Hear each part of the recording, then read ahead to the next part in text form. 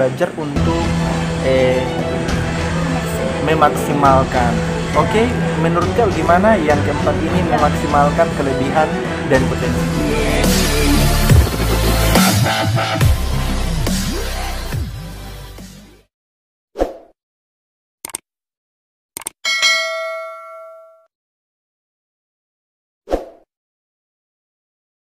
Jadi kadang ketika kita melakukan sesuatu, kita merasa bahwa ya kita sudah berikan segala sesuatu yang terbaik dari yang kita, kekuatan yang paling maksimal yang kita punya. Tapi tanpa kita sadari ketika proses itu datang, ada sesuatu yang Tuhan tarik dari hidup kita. Tuhan bilang kamu punya potensi yang lebih, kamu bisa melakukan sesuatu yang lebih. Jadi kadang kalanya proses itu buat orang itu bisa tahu, ternyata kita punya potensi yang jauh lebih besar daripada apa yang hari ini kita pikirkan dalam dirinya kita gitu.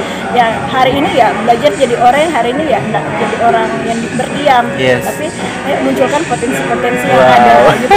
Jadi kadang kita merasa ya kita nggak bisa, tapi tanpa kita sadari kalau kita nggak mencoba, bagaimana kita bisa tahu kalau kita punya skill atau potensi itu bahkan lebih besar dari apa yang kita bayar.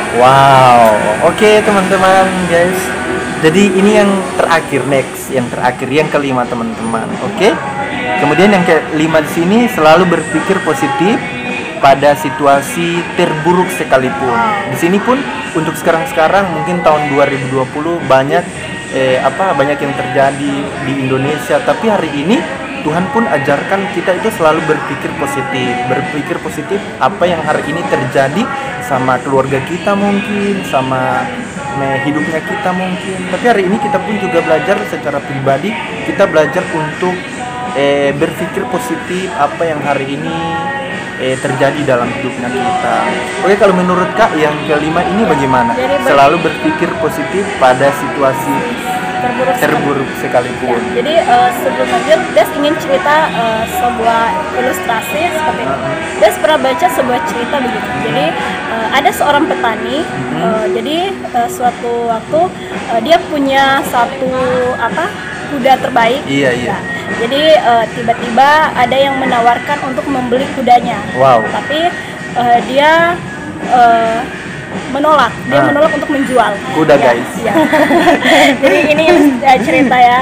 Jadi ada satu orang maksudnya ingin beli kudanya, tapi dia nggak mau.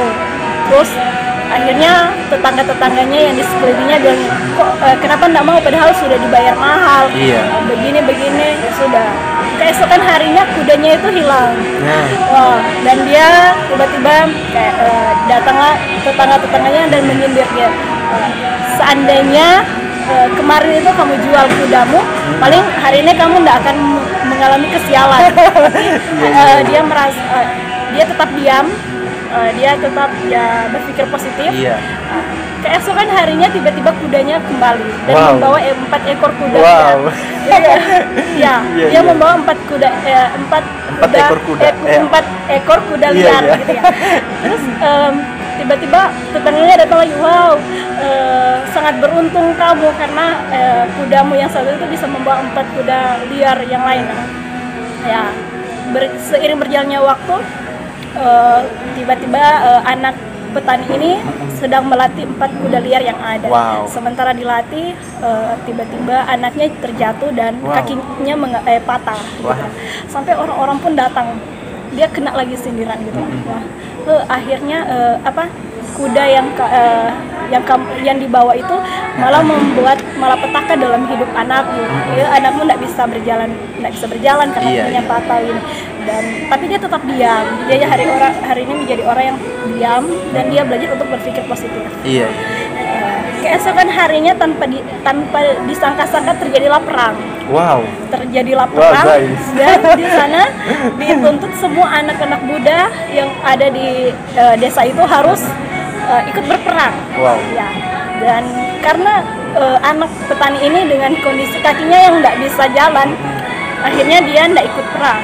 Dan semua anak-anak tetangga-tetangga yang lain itu sekelilingnya di satu desa itu yang masih muda, mereka semua harus ikut perang. Sampai suatu ketika